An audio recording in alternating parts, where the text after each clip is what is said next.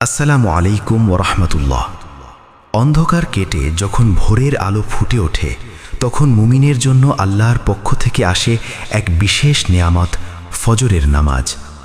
রাসূলুল্লাহ সাল্লাল্লাহু আলাইহি ওয়াসাল্লাম বলেছেন, যে ব্যক্তি ফজরের নামাজ পড়ল সে আল্লাহর জিম্মাদারিতে চলে গেল। কিন্তু আপনি কি জানেন এই এক ওয়াক্ত নামাজের মধ্যে লুকিয়ে আছে অভাবনীয় 7টি পুরস্কার?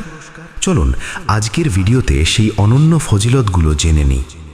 1. আল্লাহর সরাসরি জিম্মাদারিতে থাকা। ফজরের নামাজ পড়ার মাধ্যমে আপনি সারা দিনের জন্য মহান আল্লাহর বিশেষ নিরাপত্তায় প্রবেশ করেন, অর্থাৎ আপনার বিপদ আপদ এবং রিজিকের দায়িত্ব স্বয়ং আল্লাহ গ্রহণ করেন। 2. সারা রাত নফল নামাজের সওয়াব। হাদিসে এসেছে, যে ব্যক্তি জামাতের সাথে এশা ও ফজরের নামাজ আদায় করল সে যেন সারা রাত দাঁড়িয়ে নফল নামাজ পড়ল। কত বিশাল সওয়াব, ভাবুন একবার। 3. কিয়ামতের দিন পূর্ণ নূর বা আলো।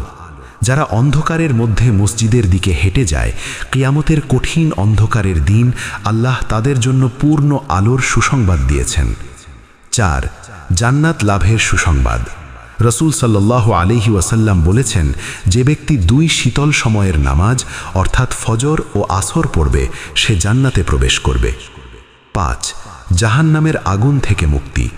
যে ব্যক্তি সূর্যোদয়ের আগের নামাজ অর্থাৎ ফজর এবং সূর্যাস্তের আগের নামাজ অর্থাৎ আসর আদায় করবে সে কখনোই জাহান্নামে প্রবেশ করবে না। 6.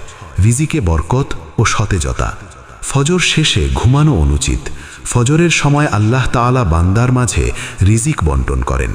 এই সময়ে ইবাদতে মগ্ন থাকলে জীবনে ও কাজে বরকত নেমে আসে। 7. ফেরেশতাদের বিশেষ সাক্ষী।